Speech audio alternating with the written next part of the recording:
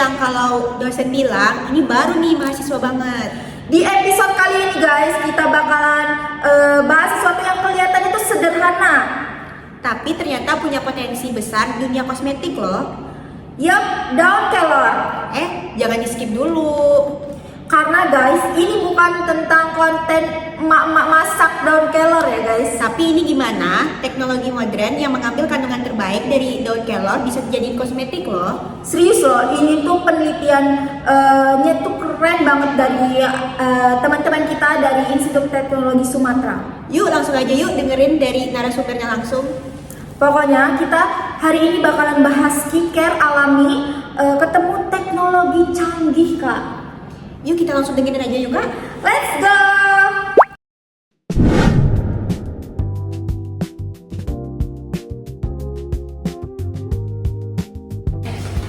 Halo, perkenalkan saya Dia Puspa Devi, saya dari Institut Teknologi Sumatera, saya dari program studi Rekayasa Kosmetik dan sekarang saya sedang berada di semester 6. Halo, saya Cindy Ariani dari Institut Teknologi Sumatera dari program studi Rekayasa Kosmetik dan sekarang lagi berada di semester 6. Halo semuanya, kenalin nama aku Meta Syafari dari program studi Rekayasa Kosmetik Institut Teknologi Sumatera dan sekarang sedang menempuh pendidikan di semester 6. Oke, sebelum kita masuk nih ke teknologinya, sebenarnya kenapa sih daun kelor itu ramai diteliti kak? Karena daun kelor itu mengandung bioaktif tinggi seperti flavonoid, kemudian ada tanin dan juga vitamin C. Waduh, bahasanya susah banget ya kak. Ada bahasa gampangnya nggak sih kak? Intinya tuh senyawa-senyawa itu tuh cocok untuk menjaga kesehatan dan juga merawat kulit. Oh, berarti daun kelor itu cocok untuk skincare ya kak? Ya benar banget karena dia tuh mengandung antioksidan, jadi dia itu dapat mencegah penuaan. Jadi kalau saya kan suka begadang malam nih kak, saya sama teman saya. Terus wajah kita tetap glowing ya kak? Ya bisa seperti itu juga. Tapi memang antioksidan ini bisa membantu merawat kesehatan dan juga menjaga kulit agar tetap sehat dan juga cerah. Pantes, skincare tren zaman sekarang itu mengedepankan natural, menghubungi. Betul sekali. Nah sebenarnya penelitian itu mereka tuh ngapain sih kak sebenarnya? Nah, mereka itu membandingkan beberapa metode ekstraksi untuk mendapatkan hasil yang efektif untuk mengambil senyawa aktif dalam daun kelor. Berarti metode ekstraksi itu maksudnya itu cara mengambil kandungan dari daun kelornya itu kak? Nah, betul sekali. Nah biasanya kan itu ada cara atau metodenya kak, nggak mungkin langsung ambil kan? Itu metodenya apa aja sih kak? Nah, metodenya itu ada 5. Yang pertama itu ada maserasi, yang kedua partisi dan fraksinasi, yang ketiga ada digesti, lalu ada ultrasonik, yang terakhir ada sorpretasi. Banyak banget ya kak nama-namanya. Iya, Susah banget ya kak. Nah, kita masuk nih ke metode yang pertama. Metode pertama itu ada metode maserasi. Bisa dijelasin nggak kak gimana sih metode maserasi itu? Metode maserasi itu adalah metode yang paling sederhana nih dari semuanya. Simplisia daun kelor bakal direndam dalam pelarut metanol selama 60 menit. Duh, kayak bikin teh dong kak. Kurang lebih mirip sih. Berarti metode ini nih bisa dibilang murah dan gampang ya kak? Iya, tapi ekstraknya nggak bakal terlalu tinggi kak. Nah yang pertama itu kan ada maserasi. Nah kalau yang kedua kata kakaknya kan ada digesti. Nah kalau digesti itu apa ya kak? Nah kalau metode digesti itu dia tuh pakai pemanasan sekitar 60 derajat sambil diaduk. Dipanasin kak, berarti dia kayak masak gitu dong kak? Iya, secara sederhana sih mirip kayak masak. Tapi kan ada sih kak beberapa penelitian tuh yang ngomong kalau dipanasin tuh bakal merusak senyawanya tuh. Iya sih memang agak merusak, jadi kita harus berhati-hati saat kita melakukan digesti. Nah, kita masuk nih ke metode selanjutnya yaitu metode sorpretasi. Di sini aku udah sama Kak Cindy nih. Bisa dijelasin nggak kak? Gimana sih cara metode sorpretasi itu berjalan? Metode sorpretasi itu merupakan metode ekstraksi dengan menggunakan pemanasan berulang dengan menggunakan alat khusus. Oh berarti itu kayak lebih sulit ya kak, lebih kompleks gitu ya cara ekstraksinya. Iya, hasilnya pun lebih efektif dibanding maserasi. Iya, benar.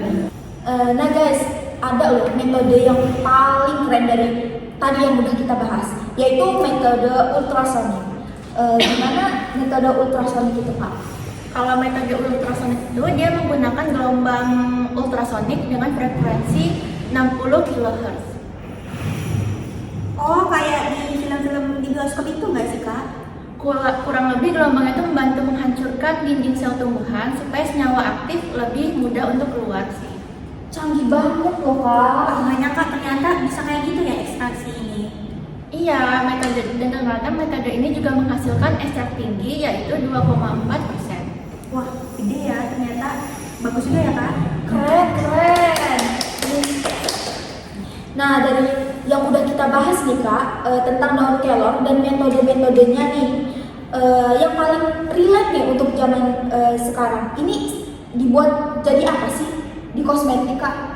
Jadi daun kelor sendiri tuh banyak banget dipakai di kosmetik. Contohnya seperti serum, kemudian ada masker, ada toner, dan juga ada krim anti-aging. Dan selain itu masih banyak lagi produk yang mengandung daun kelor ini.